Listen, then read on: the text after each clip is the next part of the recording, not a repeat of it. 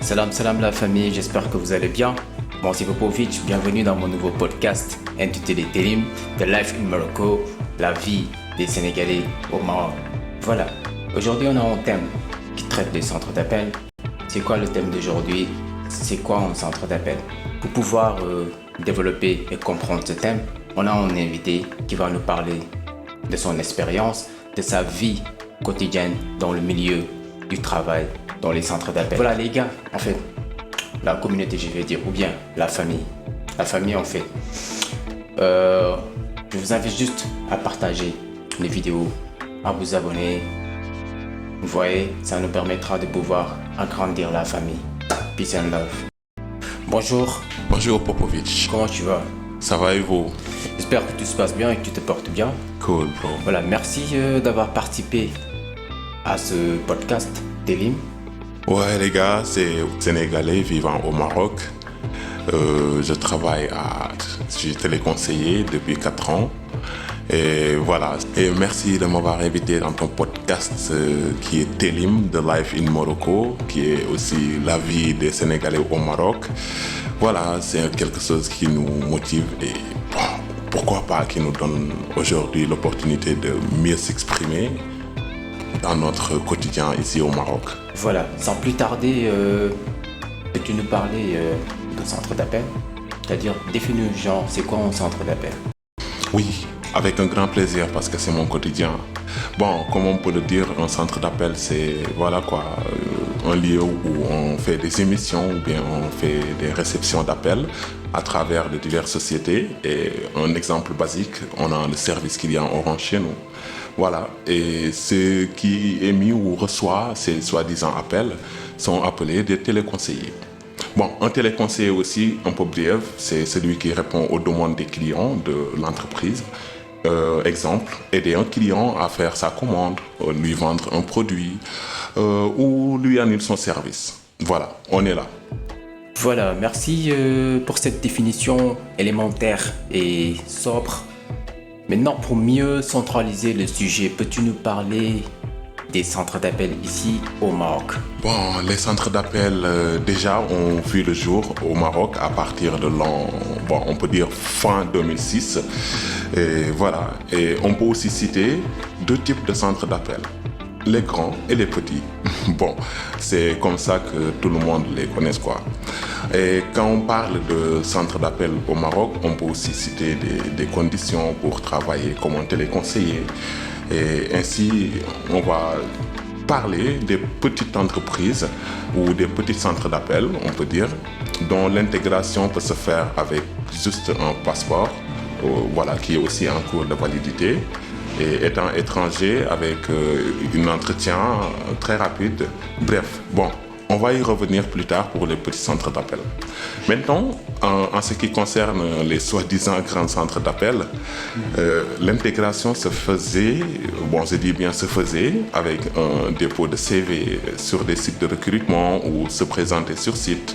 Mais depuis 2022, c'est-à-dire il y a 3 ans, on peut dire, pour pouvoir postuler et travailler dans les grands centres d'appel au Maroc, il vous faudra la carte séjour en cours de validité ou la CNSS qui est la Caisse nationale de sécurité et sociale.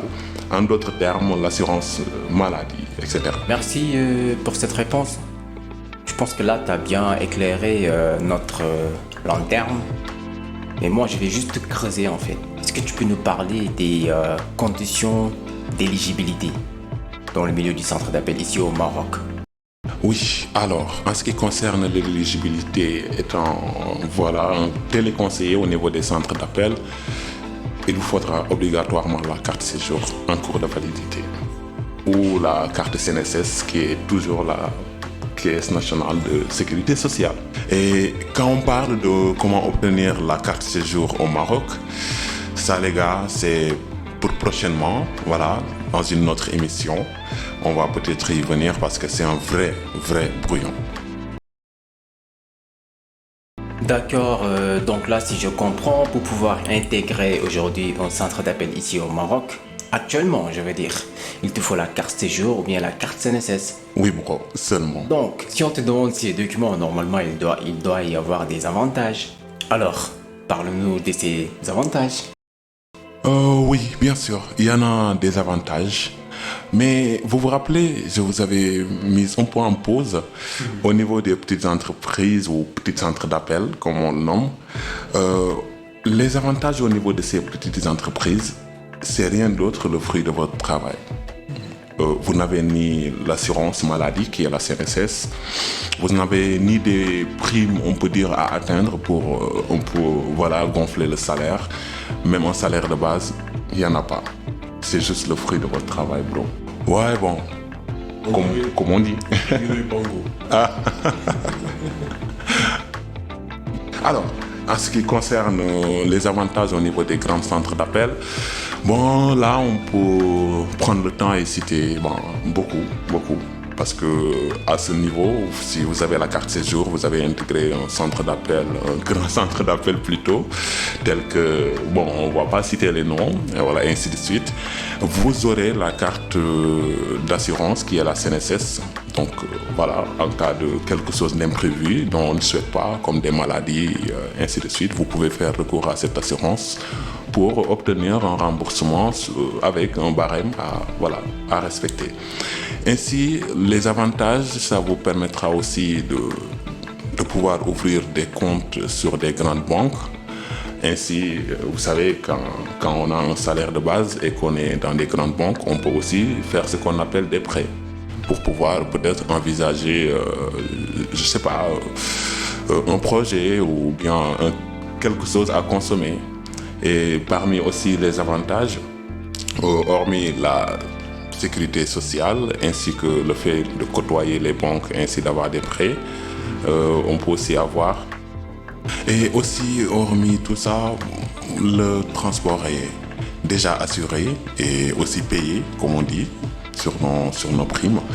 Et aussi, l'autre avantage, c'est que quand aujourd'hui, étant sénégalais, on veut peut-être partir au Sénégal après avoir passé 2, 3 ou 4 ans, à travailler, on peut aussi avoir l'avantage de demander des congés qui seront payés déjà. Et par la même occasion, ça ne va pas forcément avoir une nécessité d'obtenir quelque chose comme des laissez-passer ou comme des autorisations pour sortir du territoire parce que vous avez la carte séjour et ça peut vous permettre aussi de travailler dans des grands centres d'appel. Bref. D'accord, donc disons que tu as la liberté de circuler. On peut dire. Oui, en effet, donc là on comprend clairement en fait le quotidien dans le milieu des centres d'appel. Merci à vous. Et tout à l'heure, tu m'as parlé d'une chose qui est en train de me travailler l'esprit. Parce que tu m'as parlé de l'obtention de la carte séjour. Tu nous as dit que c'est un véritable combat. Je t'assure. Et je pense que très prochainement, on va en parler pour un autre podcast. Je pense que je vais t'inviter à nouveau pour que tu nous parles de ce phénomène en fait. Voilà, sans plus tarder, est-ce que tu peux nous donner ton mot de la fin ? Oui, bien sûr. Prochainement, on va y revenir parce que c'est intéressant autant pour ceux qui sont déjà là au Maroc, mais encore plus que pour ceux qui ne sont pas encore là et qui aimeraient venir. Et mot de la fin, déjà, comme tout ce qu'on a vu ensemble ici, pour résumer, un centre d'appel, c'est un lieu qui permet à un téléconseiller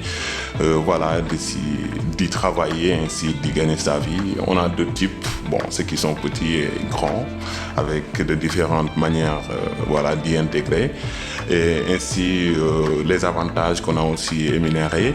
Déjà, je vous remercie encore une fois pour cette petite invitation qui me fait vraiment plaisir.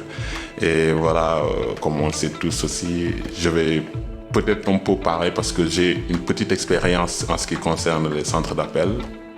Les gars, si vous voulez un conseil, ne vous limitez pas juste sur votre horaire habituel qui est de peut-être 8h à 17h ou d'autres travails,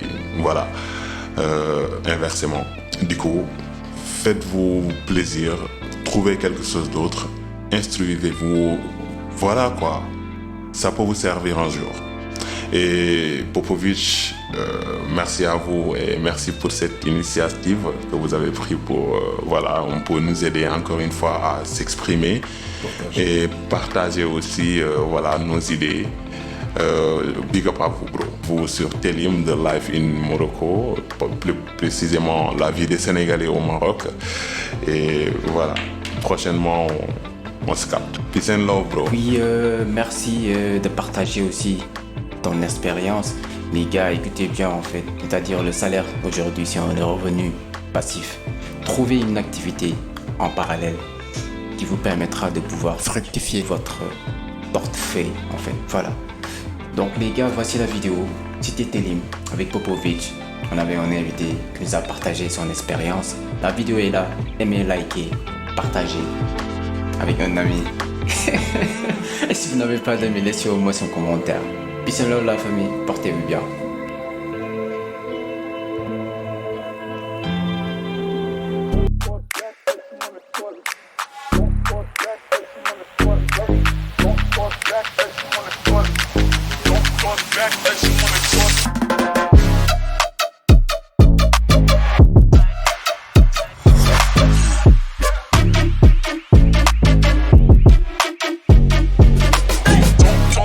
Let you wanna